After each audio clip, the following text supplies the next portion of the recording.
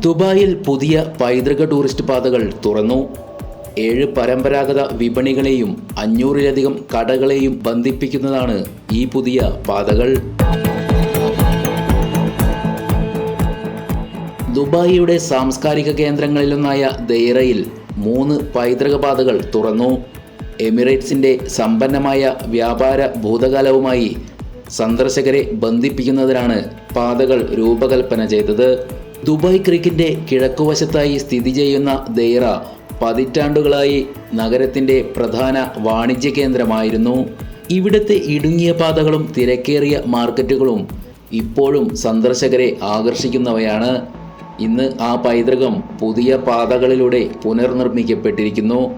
ഏകദേശം 2 കിലോമീറ്റർ ദൈർഘ്യമുള്ളതും 7 പരമ്പരാഗത വിപണികളെയും 500-ലധികം കടകളെയും ബന്ധിപ്പിക്കുന്നതുമാണ് ഈ പുതിയ വീഥികൾ. ഗോൾഡ് സൂക്ക്, അൽ അഹമ്മദിയ സ്കൂൾ, സ്പൈസ് സൂക്ക് എന്നിവ ഈ റൂട്ടുകളിലെ പ്രധാന ലാൻഡ്മാർക്കുകളിൽ ഉൾപ്പെടുന്നു. ഔഷധസസ്യങ്ങൾ, സുഗന്ധദ്രവ്യങ്ങൾ, പരവതാനികൾ, തുണിത്തരങ്ങൾ, വീട്ടുപകരണങ്ങൾ തുടങ്ങിയവ വിൽക്കുന്ന സ്റ്റാളുകളിലൂടെ സന്ദർശകരെ നയിക്കുകയാണ് പാതകൾ.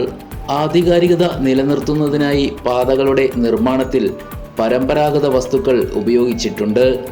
പുനരുദ്ധാരണം ചെയ്യുന്നതിൻ്റെ ഭാഗമായി വിളക്കുകൾ, ഇരിപ്പിടങ്ങൾ, വ്യക്തമായ സൂചനാ ബോർഡുകൾ, ഷോപ്പർമാർക്കും സഞ്ചാരികൾക്കും മെച്ചപ്പെട്ട സൗകര്യങ്ങൾ വാഗ്ദാനം ചെയ്യുന്ന 3 പുതിയ പൊതു സ്ക്വയറുകൾ എന്നിവയും പാതയിലുണ്ട്.